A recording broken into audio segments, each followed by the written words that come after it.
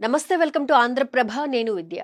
ఆ ఉమ్మడి జిల్లాలో ఉన్న ఆ 3 నియోజకవర్గాల్లోని ఆశావహులకు స్థానిక సంస్థల ఎన్నికల భయం పట్టుకుందా? ఉప ఎన్నికల ట్రెండ్నే ఈ ఎన్నికల్లోనూ కొనసాగించాల్సి వస్తోందేమోనన్న ఆందోళన చెందుతున్నారా? ఓటర్ల నుంచి ఎలాంటి స్పందన వస్తుందోనని టెన్షన్ పడుతున్నారా? మరీ ముఖ్యంగా మాజీ జెడ్పీటీసీలు, సర్పంచులు, ఎంపీటీసీలు ఎందుకింత హైరాణ పడుతున్నారు? ఇంతకీ ఆ జిల్లాలు ఏంటి? తెలియాలంటే ఈ స్టోరీ చూడాల్సిందే.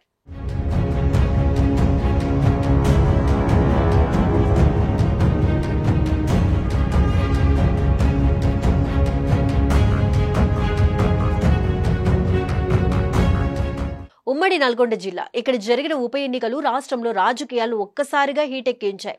దీంతో బై ఎలక్షన్స్ జరిగిన ఆ 3 నియోజకవర్గాల్లోని ఆశావహులకు ప్రస్తుతం స్థానిక సంస్థల ఎన్నికల భయం పట్టుకుంది. బైపోల్ నాటి ట్రెండ్ నే స్థానిక ఎన్నికల్లోనూ కొనసాగించాల్సి వస్తోందేమోనని ఆందోళన చెందుతున్నారు. ఉమ్మడి నల్గొండ జిల్లాలో హుజూర్ నగర్, నాగార్జున సాగర్, మునుగోడు నియోజకవర్గాల్లో జరిగిన ఉప ఎన్నికలు యావత్ రాష్ట్ర వ్యాప్తంగా సంచలనం సృష్టించాయి. ఈ 3 ఉప ఎన్నికల్లో కాంగ్రెస్ నుంచి పోటీ చేసిన జానారెడ్డి, పద్మావతి రెడ్డితో పాటు మునుగోడులో బీజేపీ నుంచి పోటీ చేసిన రాజగోపాల్ రెడ్డిని ఓడించేందుకు బీఆర్ఎస్ పార్టీ సుమారు 1000 కోట్ల రూపాయలు ఖర్చు పెట్టిందన్న ఆరోపణలు ఉన్నాయి. అంతేకాదు ఒక్క మునుగోడులోని సుమారు 600 కోట్లు ఖర్చు చేశారని సమాచారం.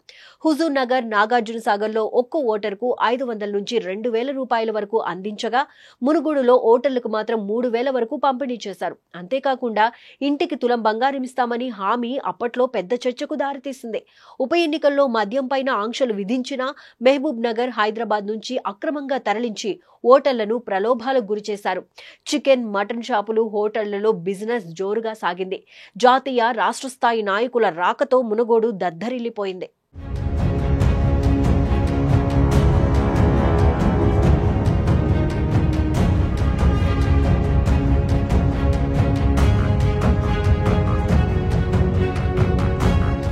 2018 నాటి నుంచే ఎన్నికల్లో వ్యయం భారీగా పెరిగింది. నల్గొండ జిల్లాలో జానారెడ్డి, పాల్వాయి గోవర్ధన్ రెడ్డి, ఉత్తమ్ కుమార్ రెడ్డి, మునుగోడులో సిపిఐ మాజీ ఎమ్మెల్యేలు ఉజ్జిని యాదగిరిరావు, పల్లా వెంకటరెడ్డిలు పోటీ చేసిన రోజుల్లో అభివృద్ధిని అస్త్రంగా ప్రయోగించి ప్రజలను ఆకట్టుకున్నారు.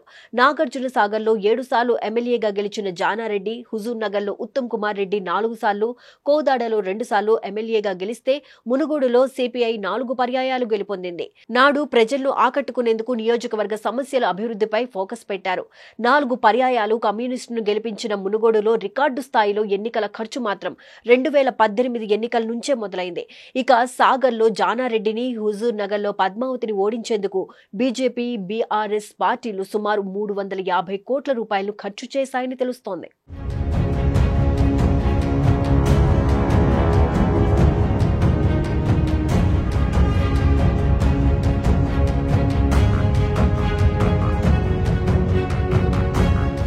ఉమ్మడి నల్గొండ జిల్లాలో ఉప ఎన్నికల ఖర్చును చూసిన తరువాత ఆయా నియోజకవర్గాల్లో స్థానిక సంస్థల ఎన్నికల్లో పోటీ చేయనున్న ఆశావహులకు టెన్షన్ పట్టుకుంది. ఎందుకంటే వచ్చే స్థానిక సంస్థల ఎన్నికల్లో ఓటర్ల నుంచి ఎలాంటి స్పందన వస్తోందనని టెన్షన్ పడుతున్నారు. ముఖ్యంగా మాజీ జెడ్పీటీసీలు, సర్పంచులు, ఎంపీటీసీలు తెగ హైరాణ పడిపోతున్నారు. బైపోల్ ఎన్నికల నాటి ట్రెండ్నే కొనసాగించాల్సి వస్తుందేమోనని ఇప్పటి నుంచే లెక్కలేస్తున్నారు. దీనికి కారణం లేకపోనూ లేదు. 2018 ఎన్నికల ఎఫెక్ట్ 2019లో జరిగిన స్థానిక ఎన్నికలపైన పడింది. అప్పటి ఎన్నికల్లో పోటీ చేసిన అభ్యర్థులే కోటి రూపాయల వరకు ఖర్చు చేశారు. ఆ తర్వాత దీన్ని రాబట్టుకునేందుకు బైపోల్లో ఎంపీటీసీలు, సర్పంచులు, జెడ్పీటీసీలు, ఎమ్మెల్యేల నుంచి ₹1,00,000 ప్యాకేజీలు సైతం అందుకున్నారు. అయితే ఇప్పుడు వచ్చే స్థానిక ఎన్నికల్లో మళ్లీ పోటీ చేసేందుకు ఆసక్తి చూపుతున్న మాజీ ప్రజా ప్రతినిధులు ఏ ముఖం పెట్టుకుని ప్రజల్లోకి వెళ్తారో చూడాలని పార్టీ నేతలు వెయిట్ చేస్తున్నారు. ఉప ఎన్నికల్లో పార్టీ ఫిరాయింపులకు పాల్పడిన ప్రజాప్రతినిధులు కోట్లు సంపాదించుకున్నారని, ఈసారి జనంలోకి వస్తే బైపోల్ తరహాలోనే బుద్ధి చెప్పాలని ఓటర్లు సైతం సిద్ధంగా ఉన్నారట. ఉమ్మడి నల్గొండ జిల్లాలోని ఉప ఎన్నికలు జరిగిన 3 నియోజకవర్గాల్లో స్థానిక ఎన్నికల సమరంలో ఏం జరగబోతోందో వేచి చూడాలి మరి.